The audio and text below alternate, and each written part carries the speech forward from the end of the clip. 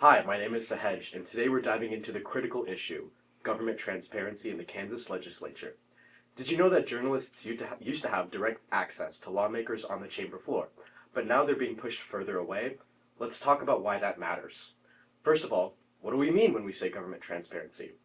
Government transparency means the public has access to important information about what lawmakers are doing. This allows people to stay informed, hold our leaders accountable, and participate in democracy. When transparency is limited, it becomes harder for everyday people to know what decisions are being made on their behalf. So why are journalists essential to keeping our government transparent?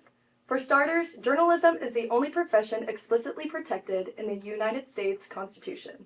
The founders intended for journalists to act as watchdogs, providing checks and balances on government power while keeping the public informed. Kansas journalist Piper Pinchetti of the Sunflower puts it as best: the press serves as public's eyes and ears, not just as a passive spectators.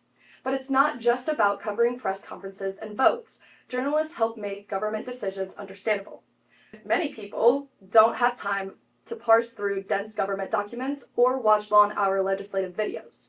Not to mention how quickly things can change in a legislative session, especially considering this year's session was massively shortened and politicians are constantly changing agendas to confuse their opposition. Instead, most Kansans rely on a 5-minute news segment, an article on their phone, or even a TikTok video to stay informed. The restrictions didn't stop there. In January 2025, at the start of the new legislative session, Kansas House Speaker Dan Hawkins announced a ban on reporting from the House chamber floor, mirroring the Senate's 2022 decision.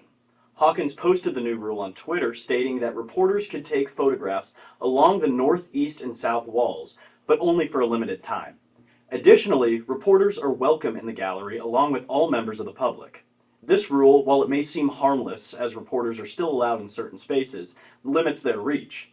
Photographers can't take close-up shots as easily, and the angles they view the floor are similar to what can be seen from the gallery, which sort of makes their press pass redundant, as anyone sitting in the gallery can get similar shots. With these rules, questions have been brought up about how long they are allowed to stay on the House floor, which has supposedly been met with shifting expectations.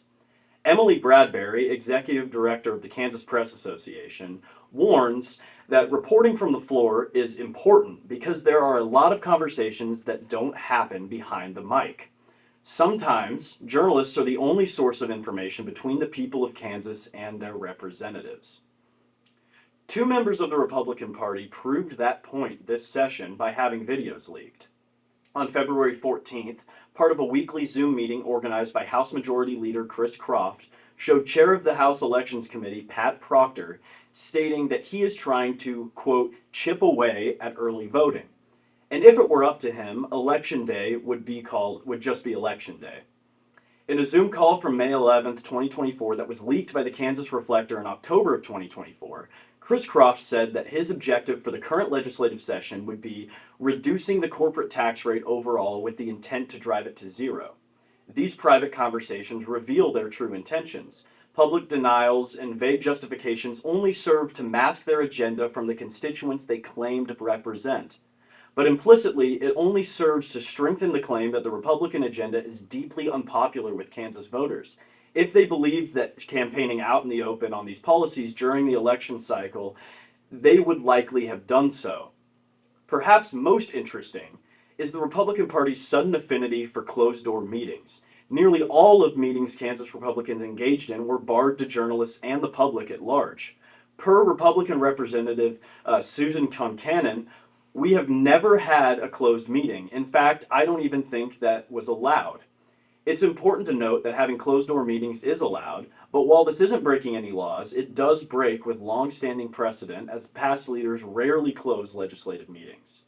What do Republicans gain from doing this? Well, since Republicans control 88 of the 125 seats in the House, they can direct committee decisions or floor votes.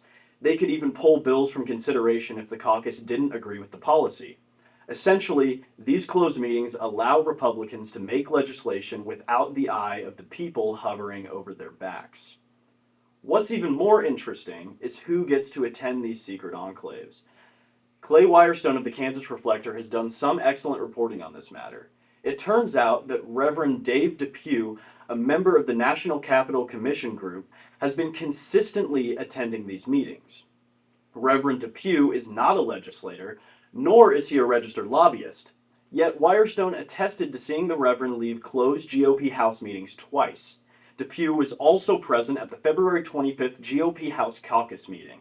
This brings questions about the reasons for an unelected official to attend a private meeting with our supermajority, as well as about the influence he may have on our policymakers. Over the past few years, Kansas lawmakers have taken several steps to limit press access. In 2019, after a protest broke out on the Senate chamber floor, then Senate President Susan Wengel temporarily removed reporters while protesters were arrested. Reporters were denied entry into the chamber floor for up to 45 minutes. Later, when the decision received backlash, she threatened to revoke press credentials.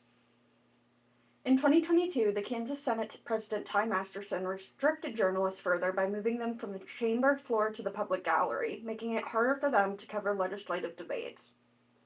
That same year, former Senate President Steve Morris wrote an op-ed in the Kansas Reflector admitting that journalists on the floor were able to provide more in-depth and relevant coverage of the proceedings. Then, in 2023, a shocking event made national headlines. Police raided the newsroom of Marion County Record in Marion, Kansas. The 98-year-old co-owner of the paper, Joan Mayer, died from shock the day after the raid. Law enforcement officers, led by Police Chief Gideon Cody, seized computers, cell phones, and reporting materials, citing an investigation into alleged identity theft related to local restaurant owner's DUI record. However, many saw the raid as an abuse of power meant to intimidate the press, especially since the newspaper had been investigating misconduct by Cody himself. A year later, journalists were cleared of any wrongdoing, and Cody was charged with crimes related to the unlawful raid, further exposing the corruption behind the operation. These incidents paint a troubling picture of increasing restrictions on press freedom in Kansas. When lawmakers limit access to journalists, it reduces the ability of the public to receive timely and accurate information about legislative actions. This shift not only threatens the press's ability to report, but also weakens democracy by creating barriers between elected officials and the people they serve. So, why does this matter to you? When journalists are pushed further away from lawmakers, it's harder for them to keep the public informed. That means less transparency, less accountability, and fewer opportunities for Kansans to understand what's happening in their government. Government transparency and a free press aren't just abstract ideas. They directly impact how we live, work, and engage with our communities. When access to government proceedings is limited, or when reporters are pushed to the sidelines, it becomes harder for everyday Kansans to know what's really going on at the Capitol. As Kansans, your voice matters. Stay informed, support independent journalism, and speak out when transparency is under threat.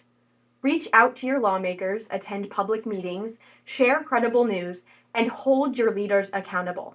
Democracy only works when the people are watching, and that includes all of us.